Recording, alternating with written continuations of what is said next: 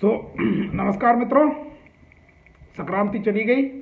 Entity के विद्यार्थियों के लिए भी संक्रांति अच्छा संदेश लेके आएगी। भले ही सरकार ने सिलेक्शन लिस्ट जारी कर दी हो, अपॉइंटमेंट लेटर जारी कर दिए हों, लेकिन मित्रों जैसा हमने आपको कहा था, all the selections will be subject to the pending writs before the honourable high court. ये ऑर्डर में भी बिल्कुल क्लियर लिख दिया गया है पहले पेज पर ही कि all the selections are subject to the pending writs before the honourable high court. यानी अगर आप रिट्स में विजयी होते हैं, जिसकी हमें पूरी संभावना भी है, क्योंकि हम एडवर्टाइजमेंट की सभी कंडीशंस को फुलफिल कर रहे हैं।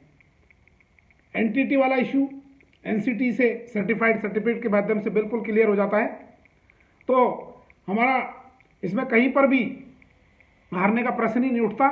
मैं तो ऊपर वाले से यही दुआ करता हूँ और हमें न्याय प्रणाली के ऊपर पूरा भरोसा है। न्याय मिलेगा, समय का खेल है, केवल वक्त का तकाजा है।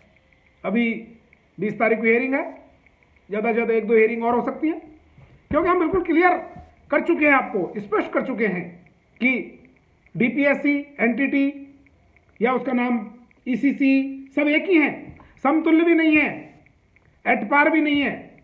नो, वो वही है, केवल नॉमिनकल्चर का अंतर है, बस केवल नाम परिवर्तन किया है।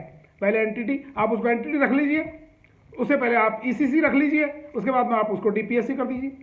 ये खुद गजट ऑफ इंडिया बोलता है, इवन गजट ऑफ इंडिया में बिल्कुल क्लियर लिखा हुआ है कि डिफरेंट टाइम स्पान में केवल डिफरेंट नॉमिनकल्चर रहा है।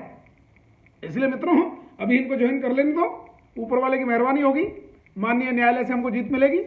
और हमने आपको कहा था कि हाई कोर्ट ने हमारे प्रकरणों में बिल्कुल क्लियर कट आदेश दिए हैं इंटरिम रिलीफ देते हुए कि all the selections, government is free to select, but all the selections will be subject to the pending writs before the honourable high court.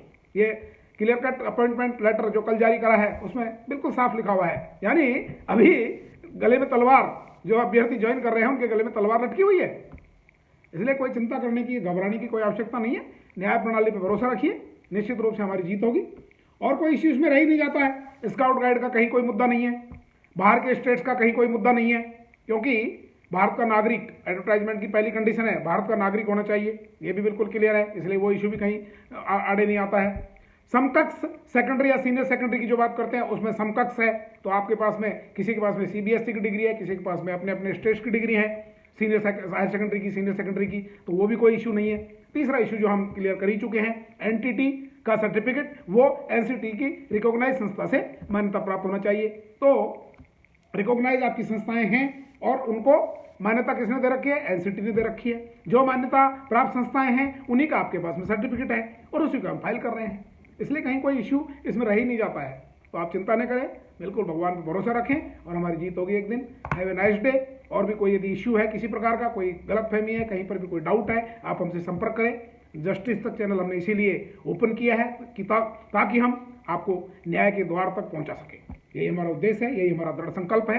Have a nice day. हमारे channel को जरूर subscribe करें, like करें, ताकि सभी भाई बहनों को इसका लाभ मिल सके और हमारा जो उद्देश्य है वो पूरा हो सके। Have a nice day. Thank you very much again and again. Very nice.